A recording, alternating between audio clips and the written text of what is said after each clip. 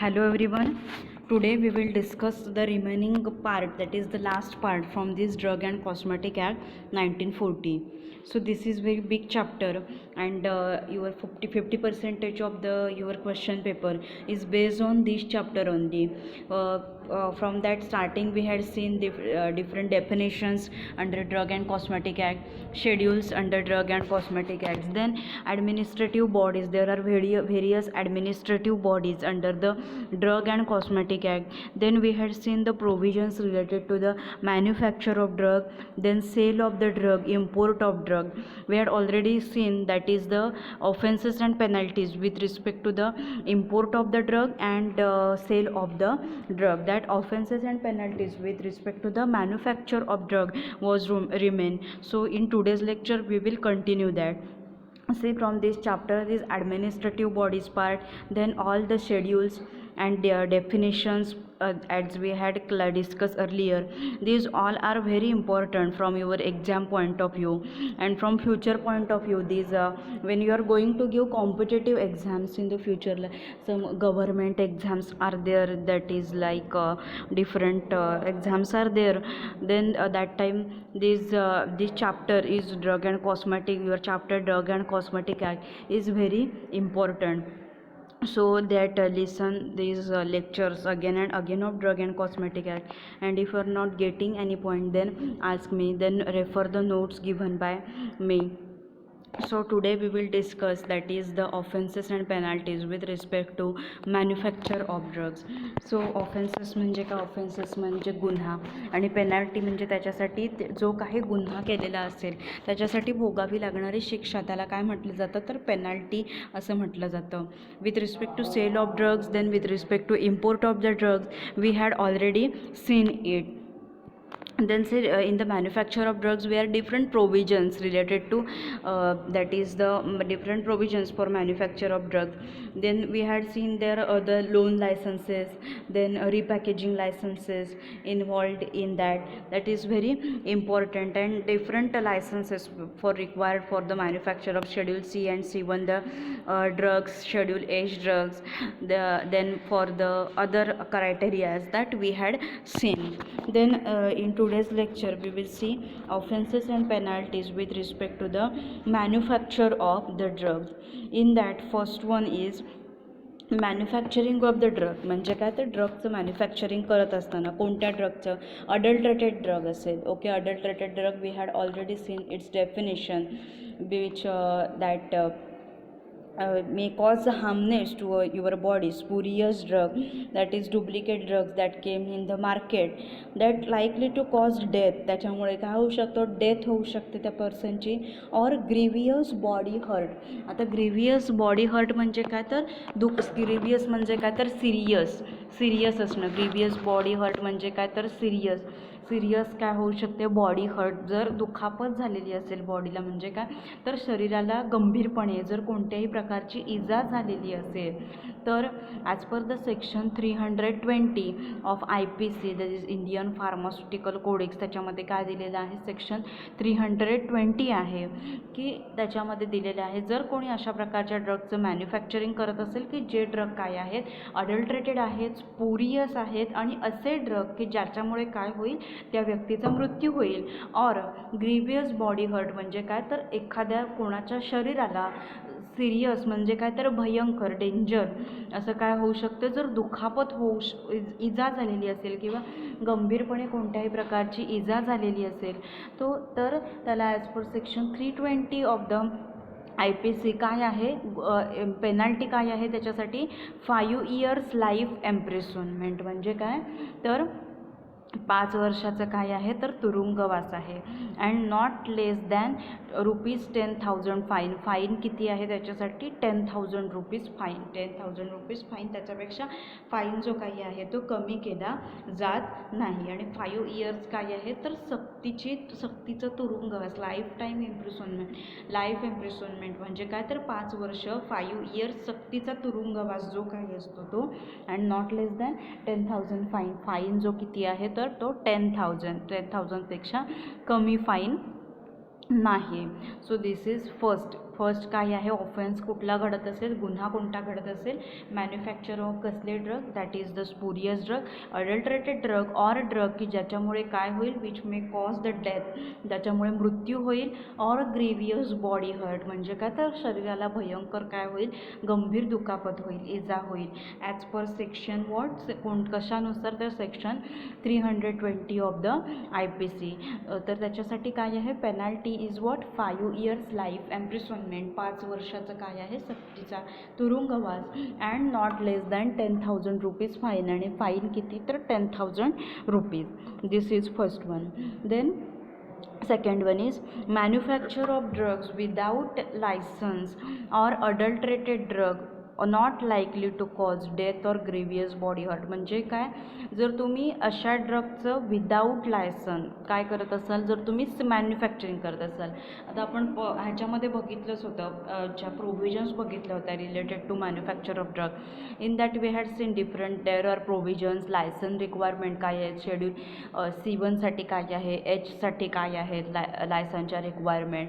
So जर तुमच्याकडे तुम्ही मॅन्युफॅक्चर करताय आणि तुमच्याकडे लायसन नाही आहे, ओके, विदाऊट लायसन जर तुम्ही त्या ड्रगचं मॅन्युफॅक्चर करताय, or you are manufacturing adulterated drug, ज्याच्यामुळे काय होणार आहे की not likely to cause death or grievous body hurt, असं जरी असलं की विदाऊट लायसन तुम्ही काय करताय, त्याचं मॅन्युफॅक्चरिंग करताय, आणि अडल्टरेटेड ड्रग आहेत त्याचं पण तुम्ही मॅन्युफॅक्चरिंग करताय, बट ज्याच्यामुळे डेथ होणार नाही आहे किंवा मीन्स गंभीर दुखापतसुद्धा होणार नाही आहे, ग्रीवियस बॉडी हर्ट होणार नाही आहे, दॅट टाईम 1 to 3 years इम्प्रिसनमेंट. त्याच्यासाठी काय असतं, 1 ते 3 वर्ष सक्तीचा तुरुंगवास असतो, आणि फाईन जो काही आहे that fine is not less than 5,000 rupees. Fine 5,000पेक्षा कमी असतो, कंपल्सरी 5,000 हा रुपीज हा काय असतो, तर फाईन असतोच असतो. म्हणजे काय, फर्स्ट सेकंड काय आहे ऑफेन्स, सेकंड गुन्हा कोणता आहे, जर तुम्ही विदाऊट लायसन काय करत असाल, ड्रगचं मॅन्युफॅक्चरिंग करत असाल,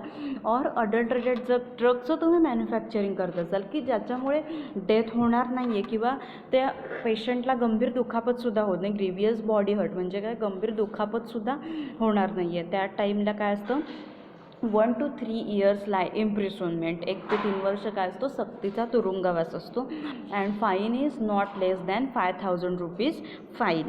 देन थर्ड ऑफेन्स काय आहे, manufacture of drug in contravention of any other provision. आता कॉन्ट्राव्हेन्शन म्हणजे काय करणं, म्हणजे काय तर कायद्याचं उल्लंघन करणं, जो कायदा आहे तो आपण न पाळणं, त्याला कॉन्ट्राव्हेन्शन बोलतात. म्हणजे कायद्यामध्ये जे नियम सांगितलेले असतील त्याचं उल्लंघन करणं. Suppose in our pharmaceutical field काय आहे कायदा की if you are registered pharmacist, जर तुम्ही रजिस्टर्ड फार्मासिस्ट असाल, if there is a licence then only you can open a retail chemist shop. Retail chemist shop जे काही आहे हे तुम्ही कधी ओपन करू शकता की तुमच्याकडे कंपल्सरी रजिस्टर्ड फार्मासिस्ट आहे, हा रजिस्टर्ड फार्मासिस्ट असला पाहिजे, तर तुम्ही काय करू शकता, रिटेल शॉप ओपन करू शकता. समजा तुमच्याकडे ते ह्याचं हेच नाही आहे, म्हणजे फार्मासिस्टच नाही आहे, रजिस्टर्ड फार्मासिस्टच प्रेझेंट नाही आहे तुमच्या इथे, आणि जर तुम्ही काय करत आहात, ते रिटेल शॉप जर ओपन करत आहात तर तुम्ही काय करत असता, तो जो कायदा काही आहे त्याचं उल्लंघन करत असता, that is the contravention. Okay, means manufacture of drug in contravention of any other provision, that time 1 to 2 years imprisonment, means सक्तीचा तुरुंगवास कितीचा असतो, 1 ते 2 वर्षाचा, अँड विथ फाईन, आणि फाईन जो काही आहे that you have to pay that fine. This is third. Then fourth one is failure to keep records और डिस्क्लोज रिक्वायर्ड इन्फॉर्मेशन. म्हणजे काय, मॅन्युफॅक्चरिंग करताय तुम्ही, तर तुम्हाला ते तुम्ही काय मॅन्युफॅक्चर करताय, कोणत्या ड्रग मॅन्युफॅक्चर करताय, त्याच्या आज किती बॅच बनवल्या आहेत, देन त्याचं टेस्टिंग कोणते कोणते झालं, त्याचं QC क्वालिटी कंट्रोल ज्याच्या टेस्ट असतात, टॅबलेट असेल, कॅप्सूल असेल, सो त्याच्या क्वालिटी कंट्रोलच्या टेस्ट ज्या काही आहेत त्या तुम्ही कोणत्या कोणत्या प्रिपेअर केल्या, त्याचा सगळ्याचा रेकॉर्ड आहे, ते तुम्हाला ॲज इट इज ठेवावं लागतं. देन तुम्ही रॉ मटेरियल कोणतं वापरलं आहे, रॉ मटेरियल कुठून आलं आहे, रॉ मटेरियल टेस्टेड आहे का, अप्रूव्ड सप्लायरकडून रॉ मटेरियल जे काही आहे ते आलं आहे का तुमचं, हा सगळा जो रेकॉर्ड आहे और डिस्क्लोज रिक्वायर्ड इन्फॉर्मेशन मीन्स जे आता रिक्वायर्ड इन्फॉर्मेशन म्हणजे काय असते, तुम्ही मॅन्युफॅक्चरिंग करताय तर तुमचा मॅन्युफॅक्चरिंग लायसन नंबर, त्याची एक्सपायरी डेट आहे. जर तुम्ही ती इन्फॉर्मेशन काय करत असाल, तुम्ही शो करत नसाल, तुम्ही लपवून ठेवत असाल, अशी जी कोणती जी माहिती गरजेची असते. जसं की तुम्ही मेडिकल स्टोअरमध्ये नार्कोटिकचा सेल करत असताना काय तुम्हाला गरजेचं असतं, तुम्ही कोणत्या पेशंटला ते विकलं आहे, किती बॅचचं ते आहे, किती क्वांटिटी विकली आहे, डॉक्टरचं नेम, हे सगळं मस्त असतं ते, जे की आपण ऑलरेडी खूप वेळा डिस्कस केलेलं आहे हे पॅरामीटर्स. सो अशी जी काही मॅन्युफॅक्चरिंगच्या रिलेटेड जी काही गरजेची माहिती आहे की तुम्ही ते पुढे कोणाला सेल आउट करताय, अप्रूव्ड ते जे कोणी ज्यांना तुम्ही सेल आउट करताय त्यांच्याकडे लायसन आहे का, मीन्स लायसन्स ते जे कोणी त्यांना तुम्ही देणार आहात, जे कोणी स्टॉकिस्ट आहेत मॅन्युफॅक्चरिंग केल्यानंतर, सो त्यांच्याकडे ते लायसन आहे का त्याचं, दॅट ही जी काय असते ही सगळी रिक्वायर्ड इन्फॉर्मेशन आहे. If you are failing to keep these records or जो means disclose required information, then 1 year imprisonment, 1 वर्षाचा काय असतो तर सक्तीचा तुरुंगवास असतो, और फाईन ₹1000, और त्याच्यासाठी फाईन किती असतो तर ₹1000 फाईन असतो. 1 year इम्प्रिझनमेंट मीन्स 1 वर्ष काय तर सक्तीचा तुरुंगवास, 1 वर्षाचा तुरुंगवास, आणि फाईन किती असतो तर ₹1000 means failure to keep records or disclose required information. If you are fail to keep these records, हे रेकॉर्ड आहेत, हे जर तुम्ही मेंटेन करत नाही आहेत, और ही जे इन्फॉर्मेशन जे काही आहे ही तुम्ही शो करत नाही आहेत, देन 1 वर्षाची काय असतं तुरुंगवास असतो, आणि फाईन किती असतो तर ₹1000. देन फिफ्थ ऑफेन्स काय आहे, false warranty by manufacturer to a purchaser. Warranty देणं म्हणजे काय तर पर्टिक्युलर आपण खात्री देतो त्या प्रॉडक्टबद्दल, तर चुकीची जर कोणी तुम्ही माहिती देत असाल मॅन्युफॅक्चरर परचेसरला की हा प्रॉडक्ट आहे, हा माझा म्हणजे क्वालिटी कंट्रोल ह्याच्या सगळ्या झालेल्या आहेत, किंवा हा प्रॉडक्ट आहे, हा माझा प्युअर आहे, आणि समजा तुम्ही त्याला ड्रग सेल आउट करताय, आणि सेल आउट करताना जर तुम्ही अडल्ट्रेटेड ड्रग त्याला सेल आउट करतायत बट त्याच्यापासून तुम्ही लपवून ठेवताय, असं जर काही असेल तुम्ही करत असाल, मीन्स परचेसरला जो कोणी तुमच्याकडून ते मेडिसिन आहे ते खरेदी करणार आहे, तर त्याला ही सगळी काय असते फॉल्स चुकीची माहिती जर तुम्ही देत असाल, means false warranty by manufacturer, जर मॅन्युफॅक्चरर त्या परचेसरला काय देत असेल ही सगळी जर चुकीची माहिती देत असेल, then that time imprisonment or fine up to ₹500 or both. तर काय असतो तुरुंगवास असतो, किंवा फाईन किती असतो ₹500 फाईन असतो, किंवा दोन्ही असतं, एकतर जेल तरी होऊ शकते, सक्तीचा तुरुंगवास होऊ शकतो, जेल होऊ शकते, और फाईन किती होऊ शकतो तर ₹500 फाईन होऊ शकतो, और बोथ, किंवा काय होऊ शकतं दोन्हीही होऊ शकतं. Then use of government analyst report for advertising. आता गव्हर्मेंट ॲनालिस्टचा रिपोर्ट, आता गव्हर्मेंट ॲनालिस्ट काय करत असतात, टेस्टिंग करत असतात, जो काही सॅम्पल आहे, जे काही ड्रग सॅम्पल आहे त्याचं गव्हर्मेंट ॲनालिस्ट टेस्टिंग करत असतात. तर गव्हर्मेंट ॲनालिस्टचा जो काही रिपोर्ट आहे, if you are using this report for advertising, means तुमच्या ड्रग सॅम्पलचं ॲडव्हर्टायझिंग करण्यासाठी जर तुम्ही गव्हर्मेंट ॲनालिस्टचा रिपोर्ट आहे तो यूज करत असाल, देन दॅट टाईम फाईन किती असतो, फाईन अप टू ₹500. तर तुम्हाला फाईन किती पे करावा लागतो, ₹500 फाईन हा तुम्हाला पे करावा लागतो, जर तुम्ही गव्हर्मेंट ॲनालिस्टचा रिपोर्ट आहे हा ॲडव्हर्टायझिंगसाठी ॲडव्हर्टाईज करण्यासाठी त्या ह्याची सॅम्पलची ड्रगची जर यूज करत असाल, तर फाईन किती असतो तर ₹500 फाईन पे करावा लागतो. म्हणजे काय तर गव्हर्मेंट ॲनालिस्टचा रिपोर्ट लोकांना दाखवायचा, किंवा पर्चेसरला दाखवायचा, डिस्ट्रीब्युटरला दाखवायचा, रिटेल केमिस्टना दाखवायचा, आणि त्यांना सांगायचं की हा माझ्याकडे आता ड्रग आहे, गव्हर्मेंट ॲनालिस्टकडून ह्याचं टेस्टिंग केलेलं आहे, हे खूप चांगलं आहे, इथे बघा तुम्ही ह्याच्यामध्ये हे टेस्टिंगचे पॅरामीटर्स आहेत, सो सगळं टेस्टिंग हे इथे काय झालेलं आहे पास झालेलं आहे. असं जर कोणी करत असेल, ॲनालिस्टचा रिपोर्ट जर वापरत असेल ॲडव्हर्टायझिंगसाठी, तर फाईन किती असतो ₹500 फाईन आहे, that you have to pay. So these are the offences and penalties under the manufacture of drugs. ह्या काय आहेत, ऑफेन्सेस अँड पेनल्टीज आहेत under manufacture of drug. Manufacture of ड्रग्सच्या अंडर ह्या ऑफेन्सेस अँड पेनल्टीज आहेत. First काय आहे, manufacture of drug means adulterated drug असेल, स्पुरियस ड्रग असेल की ज्याच्यामुळे काय होऊ शकतं, डेथ होऊ शकते म्हणजे मृत्यू होऊ शकतो. ऑर ग्रीवियस बॉडी हर्ट म्हणजे काय तर सिरियस दुखापत, शरीराला सिरियस दुखापत, इजा पोहोचू शकते.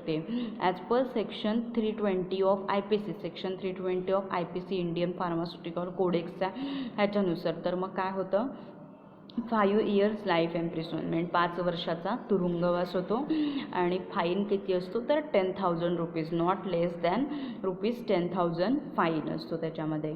Then second, if you are manufacturing drug without licence or adulterated drug, म्हणजे अशा ड्रगचं तुम्ही मॅन्युफॅक्चर करत असाल, अडल्ट्रेटेड ड्रगचं मॅन्युफॅक्चर करत असाल बट ज्याच्यामुळे डेथ किंवा ग्रीवियस हर्ट होणार नाही, तर तेव्हा 1 to 3 years इम्प्रिझनमेंट असते, म्हणजे 1 to 3 years जेल असते.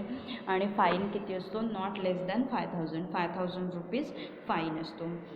Then manufacture of drug in contravention of any other provision, म्हणजे कायद्यामध्ये ज्या ज्या काही तरतुदी दिलेल्या असतील तर त्याच्यामधलं कोणीही उल्लंघन करत असेल त्या कायद्याचे नियम, जर पाळत नसेल कायद्यामध्ये सांगितलेले नियम. आता ड्रग अँड कॉस्मेटिक ॲक्ट आहे आपला. सो ड्रग अँड कॉस्मेटिक ॲक्टमधले सांगितलेले जे जे काही नियम आहेत ते जर कोणी पाळत नसेल तर that time 1 to 2 years imprisonment, 1 ते 2 वर्षाचा तुरुंगवास असतो आणि फाईन असतो. फाईन म्हणजे दंड जो काही आहे तो. Then if you are not keeping the records or you are not showing that is required information to higher authorities, that is the drug inspector or that is the drug commissioner, then that time 1 year imprisonment, 1 वर्षाचा तुरुंगवास or fine ₹1,000. आणि fine किती असतो तर 1,000 rupees fine आहे, that you have to pay. Then false warranty by manufacturer to a purchaser, एखाद्या प्रॉडक्टबद्दल जर कोणी फॉल्स वॉरंटी देत असेल मॅन्युफॅक्चरर परचेसरला, that time imprisonment or fine up to 500 rupees or both. Then use of government analyst report for advertising करण्यासाठी जर कोणी गव्हर्मेंट ॲनालिस्टचा रिपोर्ट आहे तो यूज करत असेल, that time fine up to ₹500 rupees fine, that you have to pay. So this is the offense penalty regarding manufacture of drugs, and here our big chapter, that is Drug and Cosmetic Act, is finished over here. So if you have any difficulty or any queries, or if suppose that any point remains, then you can ask me. और suppose if any notes पॉईंटवर remain, जर notes वगैरे काही द्यायच्या राहिल्या असतील, काही समजलं नसेल ह्या होल ड्रग अँड कॉस्मेटिक ॲक्टमध्ये किंवा आजच्या लेक्चरमध्ये किंवा पूर्ण आत्तापर्यंत जो आपण ड्रग अँड कॉस्मेटिक ॲक्ट आपण बघितला इन डिटेल चॅप्टर, त्याच्यामध्ये जर कोणाला काही समजलं नसेल तर तुम्ही मला कधीही विचारू शकता. Okay, thank you. Happy learning. Stay safe.